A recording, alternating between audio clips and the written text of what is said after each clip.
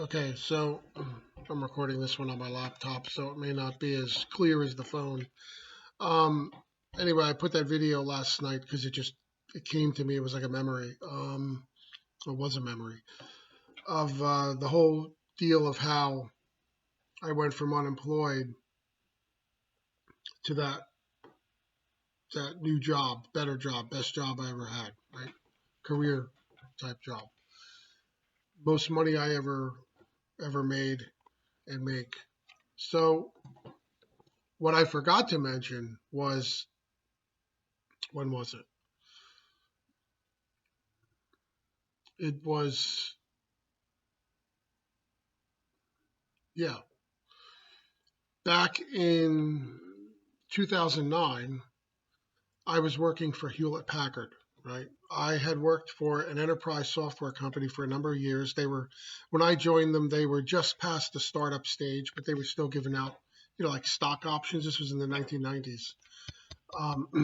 In addition to your salary, in other words, you get kind of like a lower salary, but you get all these stock options that never quite worked out the way it worked out for the old Netscape and people like that. But anyway, it was a nice thought. But what happened was I was working for them. I loved working there. I loved my colleagues, and that place was a real brain trust. I mean, downright geniuses that I got to work with. Genius software developers and software architects. I was more like an operations guy with that company. I started out testing software. I moved into the like operations, Unix, that type of thing. If you don't know what any of that means, it's okay. It's not really that important. So what happened was in 2004, they were bought out by Hewlett Packard. They had a number of patents that Hewlett Packard wanted. The company was working with Hewlett Packard. The company I was working with had problems. They were reaching a point where it was hard to sell the product because they were seen as a small company. What if something happened to them? Whatever. It would take a bigger company like HP to market that product. So they ended up being acquired. So we were acquired by HP. HP, of course, immediately got rid of all the redundant stuff like accounting and people like that. But I was in the software part that they wanted. So anyway, they eventually moved us into another location, whatever. So I was working for HP for about 5 years. So eventually our turn came, right? They wanted to liquidate our location, move the machines to locations all over the world, and some very few people got the offer to go to Colorado. I wouldn't have gone anyway. So I had a severance package, whatever, and I was laid off with the majority of the people. So now after that time, I was laid off a while. I was laid off probably a little over or close to a year. And it was rough because, the severance only carries you so far. I was going through other issues and problems at the time, you know. It was when my first marriage broke down as well. So there was a lot of different moving parts to this. And that in itself is a whole nother story. I wasn't happy in that relationship for a long time. And I had kind of thrown the question out there, not realizing I was really throwing it out there. And, you know, things happened. So as far as the job goes, I was laid off, and I was looking for another job in what I was doing. And it comes down to I'm not a computer programmer. I don't like computer programming. I took some programming in school, and a lot of the operation stuff was moving more towards you had to kind of be a programmer to work in that field, even in the operations field.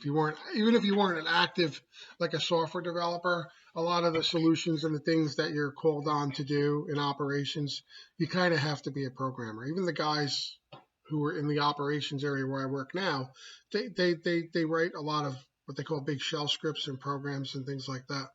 It's not really something that I like to do anymore anyway. At the time, I learned a lot. I liked it. So what happened was someone who I used to work with a long time ago just cropped up out of the nowhere. Again, out of the blue, someone I had completely forgotten about. I think connected with her again on Facebook.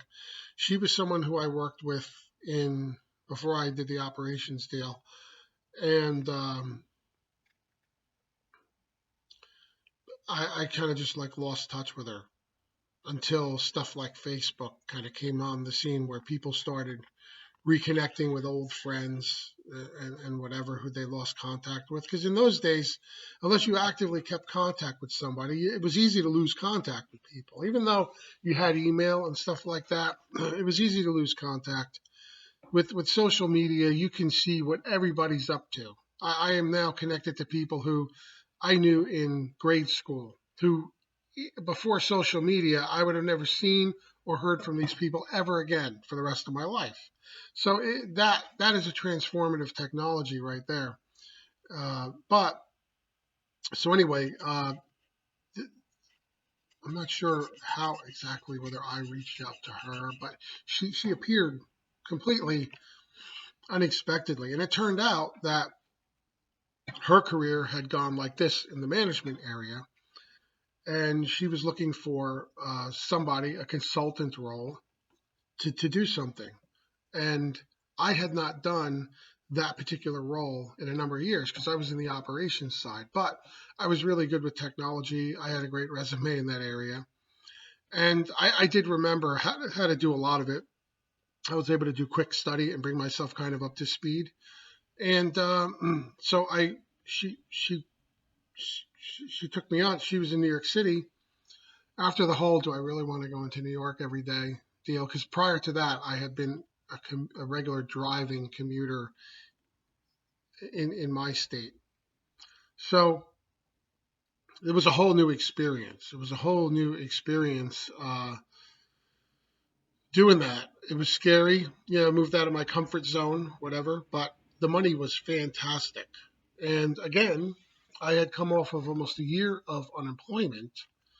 Now, you can easily say, yeah, but this happens all the time. This isn't anything new we hear, and as far as the getting a job, they always tell you getting a job through somebody you know is much more likely and better than just going out there and looking. Granted, I understand that, but it's the way these things happen that I can't really explain to you. You're just going to have to believe me on that. This woman who I had worked with, she literally came out of nowhere. I shouldn't have even had contact with this person anymore.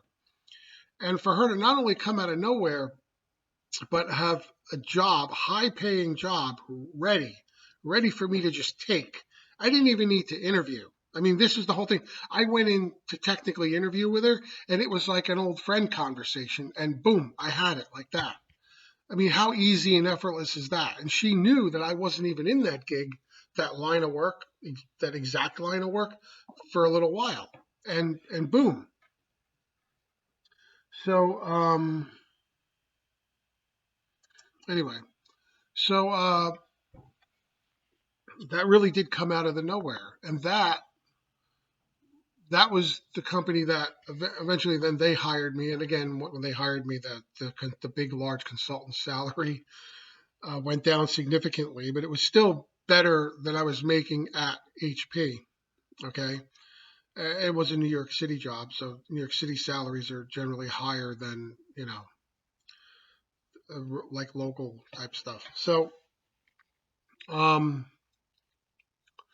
so but yeah, that salary I had there as the consultant was amazing. It enabled me to finish paying off my divorce lawyers, get an amazing engagement wedding ring set for my fiance at the time, my new wife to be at the time, etc. It enabled me to get things back on track, so to speak. And then later on, that company was the one that then downsized again that I told you about in the other video, where literally that came out of nowhere. Boom. That I reached a point where I was frustrated at that job money-wise. I was frustrated because I didn't feel like I was being paid what I really wanted and needed.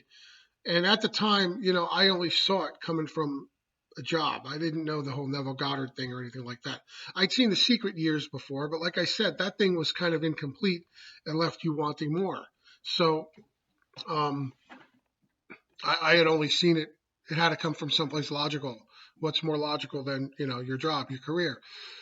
So that came out of nowhere. They restructured. I got laid off, and then, like I said, I was unemployed for a few months. And then the even better long-term, much more secure job came up because I was sick of being laid off. I was sick of this whole idea of you work for some company for however many years, and then they get acquired and they lay you off, or they decide to restructure and they lay you off. The CEO needs a new mansion or Lamborghini, and you get laid off. I was sick of that deal. I had keep repeating in my mind, I'm sick of this deal. I'm sick of this deal. I don't want to be a part of this anymore. So not only did I end up at a better career than the final one that I mentioned in my last video, right? Making more as an employee. I was hired as a consultant there, but then hired as an employee less than a year later. And then there were a series of negotiated, like group negotiated salary raises, because this is like a union deal even, which is very rare today. How many technology white collar people do you know are in unions? It's unheard of, with full benefits and everything. And then there were negotiated salary increases, several that brought me into, So what I'm saying is, this stuff isn't just, as Neville said, you can totally fool yourself and say those, he said the bridge of incidences that get you from here to here to here to here seem so natural, and they are, that you could easily explain them away as coincidence. That's just how things happen. Oh, you were a little lucky, but that's, a lot of people, that does happen to a lot of people, and it does, right? But it's, in my opinion, it's not accidental, because I know what happened along the way. I know what happened along. I know the backstory. I know what was going on in here. I know all of that. So someone looking from the outside only sees the surface, and they say, "Oh, that's totally explainable." Of course, it's explainable because it happens in a perfectly natural fashion. Neville tells you this, and it's true. So I wanted to follow that up by mentioning the earlier incidents that led me. It was a string of things that there's no way this is coincidental, and I know what was going on in here from the get-go, and every one of these were manifested, and and now we are talking. For me, at least, it wasn't overnight. We're talking from 2009, when I first got the axe from HP, right, to then late 2010, when I first started the New York thing, right, the first time. And there were, like I said, there were other personal things going on all along there, which were also manifestations and results of me thinking there has to be a better way. There has to be a better future. I'm dissatisfied. I want something better. Okay. And then from there, it was from like December of 2010, early December 2010, when I started the New York gig for the first time, until March 2014, when that company eventually, so I was there a while, okay, before they, I had switched locations, different part of Manhattan, different building, whatever, had a lot of experiences leading up to that, etc. And then they restructured, got laid off. I was actually very angry. It came out of nowhere. Even though, you see, I was dissatisfied with a lot of things, with like, I wanted more. But of course, when that happens, it's a shock. You're not really expecting it. Like I said, I wasn't thinking Neville, so I didn't say, oh, it's happening, I didn't really fully get what was going on. So I was mad. I was angry because, like I said, at that point I was married now, and we were expecting a child, and here I am laid off. But I had manifested a safety net below me. Like I said, my parents at the time, and then eventually this other thing happened, and I went in that in the other video. Go look at the other video for the details on that. I don't want to recount that one here. But that was like miraculous. It was totally miraculous, and where it led was miraculous. So, and I'm still working on things here, right?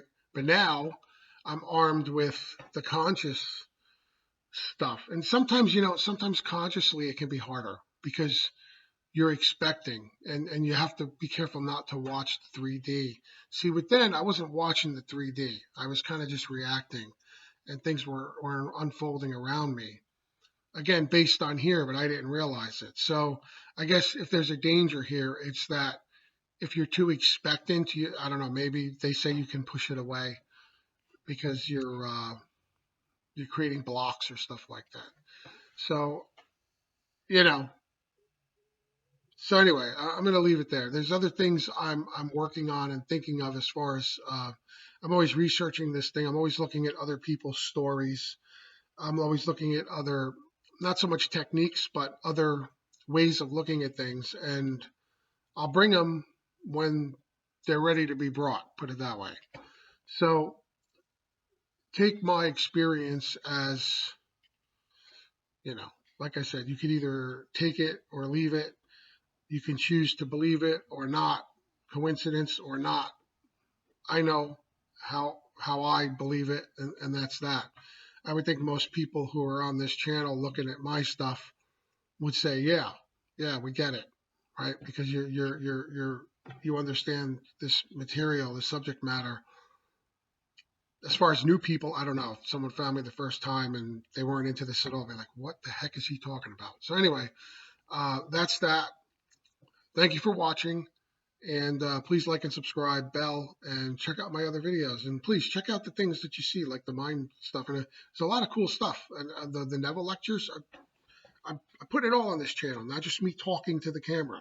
I provide a lot of material, a lot of different material. The mind movies is a new thing. The Neville lectures, I have shorter Neville things where we look at certain things he said, like an excerpt from a lecture. I've got all that in there, so check it out. I'm a one-stop shop. So thanks, and see you in the next video.